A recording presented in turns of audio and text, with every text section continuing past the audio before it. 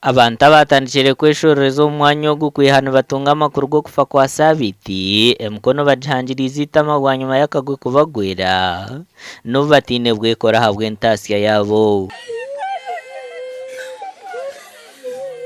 Olive Musimento omunyanya wa Sabiti nashaba gavumenti okubakwatiraho okubasasira ahabwokuba ekyabireho kibarengire kandi nibenda omutumbi gwa Sabiti okuguteraho eryaha muheru. Sabiti nk'oku yajya umwana murungi tinkamanya sitani yamutahirire kureba yakora ekintu nk'ekyo kigumire kandi ekihano ekintu ekitwe tutaranihira batuyambe bateho buryo hakiri tubamurete tumuzika ngumanyoreka abana beye tuturukeye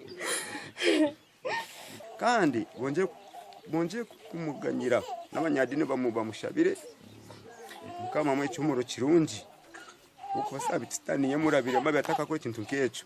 Musimento aho nanayongeragira ngo abasigire omugugu muhango gw'abana mugaga buyaziro mbakazi batari bamwe na bamwe kandi ubwa hata bamazire tamu yona batari kushoma ahabwa ibara ry'ebishare by'ishomero. Ejitamu abana beye bakababinga tibakozire bizamu tibakora bizamu habwe nshonga ya fizi yangambira sister nakubona bonesa munonga binutora abibase abana bizamu babireke batabikora hakubaje nitamu ya kabiri tinyine cyo gukora nagamba kare.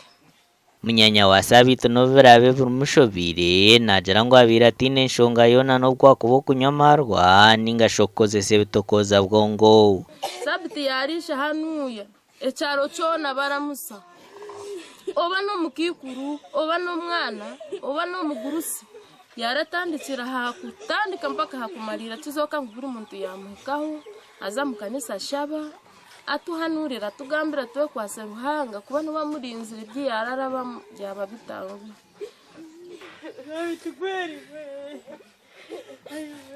Abantu bajarangwa amakuru go kufa kwa Sabiti bakagamanyira hamwe kutuye by'empuruzigana kandi ubwo hata bari kumanya ikiro cyo kumuzikiraho ahabwo butamanya mutumbi gwa higuri gasha kwa Dori Nasima.